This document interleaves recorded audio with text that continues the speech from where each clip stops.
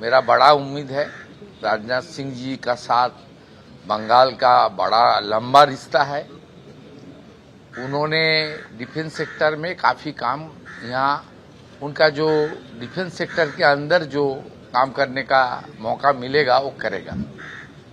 मैं उनको स्पेसिफिक कुछ बात बताया, जैसे पिछले सरकार ने एनसीसी को उठा दिया स्कूल कॉलेज से, एक जय हिंद वाहिनी लगाया। इतना घटिया सोच के देश की एनसीसी से ट्रेंड होने से एक डिसिप्लिन, एक राष्ट्रभक्त अपने स्टूडेंट लाइफ से ही बनने का मौका मिलता है।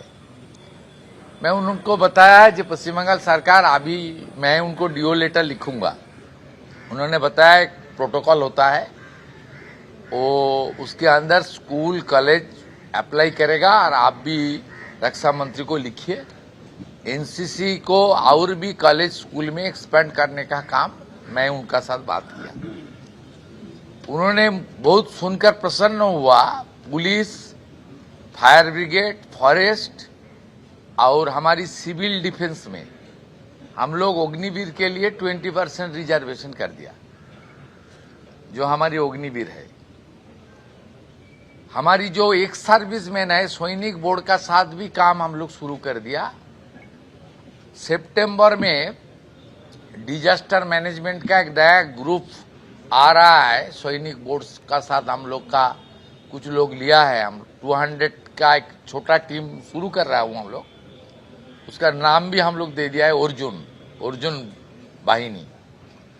वो भी काम शुरू करेगा। और बाकी डिफेंस सेक्टर में कुछ बड़ा मैन्युफैक्चरिंग यूनिट आएगा तो जमीन के लिए कोई दिक्कत नहीं होगा। State government are ready to rendering their both hand. ये बात मैं उनको बताया। आने वाला दिन में उनका आशीर्वाद से, मोदी जी का मार्गदर्शन में हम लोग बंगाल को खड़ा करने का काम करूँगा। बांग्लाते बोलो। হ্যাঁ, প্রকল্পগুলো নিয়ে যদি একটু বাংলাতে বলেন, যেখানে এই বিনিয়োগের ফলে কি কি সুবিধা আছে? 5টা প্রজেক্ট আজকে আমাদের গার্ডেন রিচ শিপ বিল্ডার্স, জিআরএসি যারা, তারা এখানে ভূমি পূজন শুধু করা নয়, শুরুও করেছে। এটাতে টোটাল 3400 কোটি টাকা মতো ইনভেস্টমেন্ট হচ্ছে। এটা পশ্চিমবঙ্গের পক্ষে একটা শুভ দিন, কারণ এর সঙ্গে এখানকার ইকোনমি, এখানে স্কিল্ড এবং আনস্কিল্ড কাজের অনেক সুযোগ হবে, ইনফ্রাস্ট্রাকচার বাড়বে। আর আগামী দিনে আমরা একসঙ্গে কাজ করতে পারবো। যাদবপুর আমাদের গার্ডেন রিচ শিপ বিল্ডার একটা অত্যন্ত সাউন্ড অর্গানাইজেশন, এরা অনেক কাজ করছে। বিশেষ করে আমাদের আত্মনির্ভর ভারত, কারণ আমরা তো পশ্চিমবঙ্গ হয়ে গেছিলাম নির্ভরশীল পশ্চিমবঙ্গ, এখনো বেরিয়ে আসতে পারিনি, ভাতা নির্ভর হয়ে গেছিলাম। আর মোদিজির নেতৃত্বে, রাজনাথ সিংজি, অমিত শাহজির নেতৃত্বে ভারত হচ্ছে আত্মনির্ভর। সেটা আমরা অপারেশন সিন্দুরে দেখেছি। লখনৌ থেকে আর্মির যে তৈরি করা ব্রহ্মস কিভাবে পপুলার হয়েছে, কিভাবে বিদেশি শক্তিকে চুরচুর করে দিয়েছে, ভেঙে তছনছ করে দিয়েছে। পশ্চিমবঙ্গে এর বড় অপরচুনিটি রয়েছে, প্রচুর জমি আছে, হিউজ রিসোর্সেস রয়েছে, কাঁচামাল আছে, জল আছে, এখানে কানেক্টিভিটি ভালো আছে, আপনার এনএইচ, রেল, ফ্রেট করিডোর সব আছে। ন্যাচারালি এখানে ডিফেন্স সেক্টরেও অনেক কাজ হবে। গার্ডেন রিচ শিপ বিল্ডার্সও দে আর কমিটেড, তারাও অনেক বড় করবে। অ্যাজ এ মুখ্যমন্ত্রী হিসেবে আমাদের দায়িত্ব, আমার সঙ্গে চিফ সেক্রেটারি ছিলেন, আমরা ওনাদের ফুল কোঅপারেশন করব। এখানকার মূল প্রোগ্রামের পরে এমএসএমইর 25 জন যারা মানে এমএসএমইর ভিতরে কাজ করছেন বা কাজ পেয়েছেন থ্রু জিএম পোর্টাল বা থ্রু প্রসেস, তাদের সঙ্গে ইন্টারাকশন উনি করছিলেন ইন প্রেজেন্স অফ মি। ওরা বলছিল এই যে লাস্ট 3-3.5 মাসে যে আমাদের ধারণাই অনেকটাই বদলে গেছে, যে এখানে তোলাবাজি, কাটমানি, গুন্ডামি এগুলো সবই বন্ধ হয়ে গেছে। আমার কাছ থেকে লোক নিতে হবে, অন্য কাউকে ঢুকতে দেব না। এইসব যে জিনিসগুলো এখানে ছিল ব্যাড প্র্যাকটিসেস, ওগুলো অনেকটাই চলে গেছে। এবং লোকাল পুলিশকে আগে গিয়ে হাত পাততে হতো, বলতে হতো চলুন সাহায্য করবেন, গোলমাল হয়েছে। এখন পুলিশ গিয়ে খোঁজ নেয় যে ঠিকঠাক চলছে তো, অসুবিধা নেই তো। এটা আমি বলছি না, এখানে যারা এমএসএমই যারা ছিলেন তারাই মাননীয় ডিফেন্স মিনিস্টারকে বলছিলেন যে আমরা আমাদের অভিজ্ঞতা দিয়ে এই অল্প দিনের মধ্যে অনেক কিছু পরিবর্তন দেখছি। অর্জুন বাহিনীর বিষয়টা যদি একটু বলেন।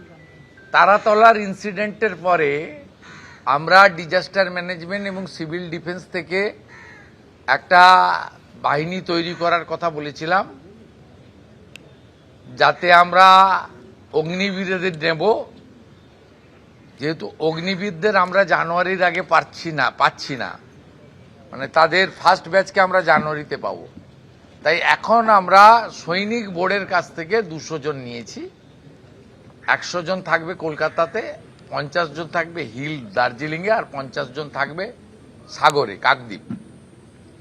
যে কোনো ধরনের ডিজাস্টারের ক্ষেত্রে তারা কুইক রেসপন্স করতে পারবে উইথ মডার্ন ইকুইপমেন্টস। প্রচুর টাকা ভারত সরকার দিয়েছিলেন ডিজাস্টার ম্যানেজমেন্টে, আগের সরকার খরচ করেনি। আমরা সেগুলো দিয়ে নতুন করে তৈরি করছি, কারণ তারাতলার ইনসিডেন্টে আমরা দেখেছি এনডিআরএফ তারা 22টা লোককে জীবন্ত বার করেছে। It's a good achievement. Kolkata পুলিশেরও ভালো রোল ছিল। এর আগে আমফানের সময় আপনারা জানেন 3 দিন ধরে কলকাতার রাস্তায় গাছই তুলতে পারেনি। উড়িষ্যা থেকে, উড়িষ্যা ম্যানেজমেন্ট যে উড়িষ্যা ওএমজি যারা, তাদেরকে এনে কলকাতাকে ক্লিয়ার করতে হয়েছে। আমাদের তো এত বড় সিটি, এত ইলিগ্যাল কনস্ট্রাকশন হয়েছে, এত বড় জায়গা, এখানে আরো আধুনিক মানের ব্যবস্থা থাকা দরকার বিপর্যয় মোকাবিলা করার ক্ষেত্রে। সেই জন্য অর্জুন বাহিনী তৈরি করা হচ্ছে। সেপ্টেম্বর মাসে তারা কাজে নামবেন, আমি লঞ্চিং করব এবং উদ্বোধন। আমরা পেয়েছি, বিল্ডিং, ক্যাম্পাস সব পেয়েছি। তার সঙ্গে লজিস্টিক সাপোর্ট যা যা লাগে আপনার একদম সবই, মানে আধুনিক মানের গাড়ি থেকে আমাদের যা যা লাগে সমস্ত, ইভেন ক্যামেরা, এবং ওখানে কোনো জীবিত লোক আছে কিনা তার, এখন তো সব বেরিয়ে গেছে। আমরা খানিকটা এনডিআরএফকে ফলো করতে বলেছি। এখনকার যে রাজ্য সরকারের যে বিপর্যয় মোকাবিলা বাহিনী আছে, তার সবাই মানে ম্যাক্সিমামটাই পার্ট টাইম লোকজনদের নিয়ে চলে।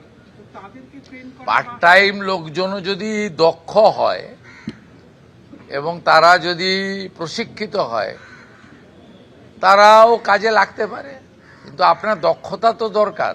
আপনি 6000 ফায়ার ব্রিগেডের ছেলে ঢুকিয়েছেন, ট্রেনিং দেননি। 1,15,000 সিভিক ভলেন্টিয়ার ঢুকিয়েছেন, ট্রেনিং দেননি, পুলিশ বানিয়ে দিয়েছেন। এভাবে তো হতে পারে না। আপনি যে কাজের জন্য, সে কাজের জন্য আপনার তো ন্যূনতম একটা 3 মাস, 6 মাস বা 1 বছরের ট্রেনিং নিতে হবে ওই কাজে।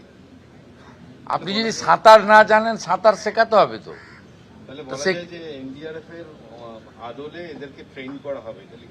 এরা ট্রেন্ড, সৈনিক বোর্ড থেকে যারা আসছে ট্রেন্ড। হ্যাঁ, ওদের কাছ থেকে নিচ্ছি তো আমরা, নিউ রিক্রুটমেন্ট নয় তো।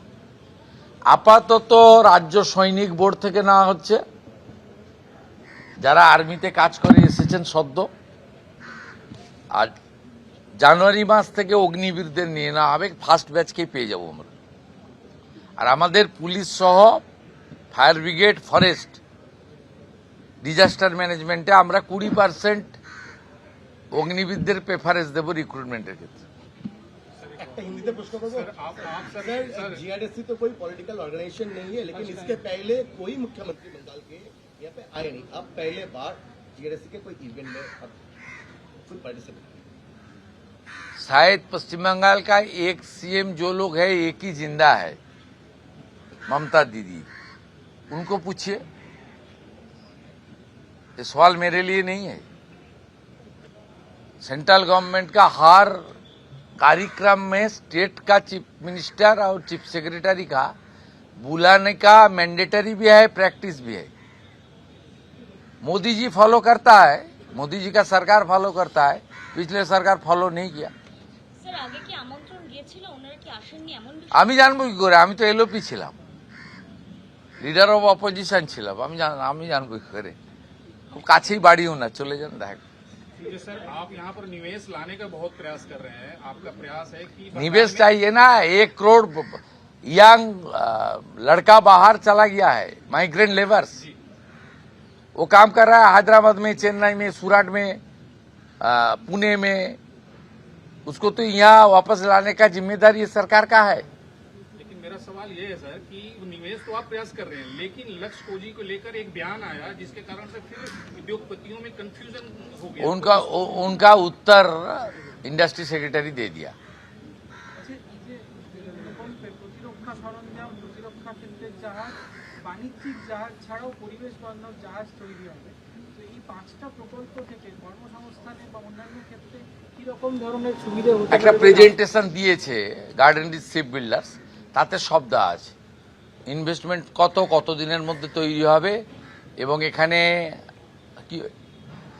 কি হবে। সবচেয়ে বড় কথা হচ্ছে এখানে জব ওরিয়েন্টেশনের থেকেও বড় কথা আমাদের আত্মনির্ভর ভারতের ক্ষেত্রে ডিফেন্সের যে প্রোডাকশন সেটা এখান থেকে হবে। It's a very good achievement for us. Bharat defence সেক্টরে এবং শিপ বিল্ডিং এর ক্ষেত্রে কিছুদিন আগে অনারেবল পিএম এর সঙ্গে আমি এসেছি।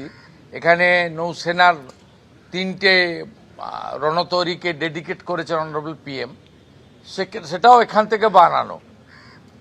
অর্থাৎ আমাদের প্রাইম মিনিস্টারের যে স্লোগান আছে ভোকাল ফর লোকাল, আমরা ভারতই সব করতে পারি তো। এবং ডিফেন্স সেক্টরে আমরা গোটা ওয়ার্ল্ডকে লিডারশিপ দেব, সেই কথাই এখানে আজকে ডিফেন্স মিনিস্টার বলেছে। এবং বেঙ্গলে গার্ডেন রিচ শিপ বিল্ডার্সের এনাফ অপরচুনিটি রয়েছে, গোল্ডেন অপরচুনিটি রয়েছে। তাদের কাছে আপনার হিউজ ল্যান্ড রয়েছে, মানে একদম ইনফ্রাস্ট্রাকচার রয়েছে। এটাকে প্রপারলি তারা যদি ইউজ করে খুব ভালোই হবে। এখানে ডিফেন্সের সেক্রেটারি যিনি ছিলেন তিনি বললেন এবারে 25% ওনাদের যে ডিফেন্সের যা তৈরি হচ্ছে 25% they have already allotted to the Garden reach ship Builders. Garden reach ship Builders মানে Kolkata means West Bengal. As a chief minister it's a proud movement for me. পশ্চিমবাংলার চিফ মিনিস্টার যে দলেরই হোক, যেই ব্যক্তিরই হোক, তার কাছে Garden rich Ship Builder organisation যত তারা স্ট্রেনথেন হবে, যত বেশি করে কাজ করবে, সেটা তো পশ্চিমবঙ্গের পক্ষে এবং তার মুখ্যমন্ত্রীর পক্ষে আনন্দের। এবিপি আনন্দ এগিয়ে থাকে, এগিয়ে রাখে।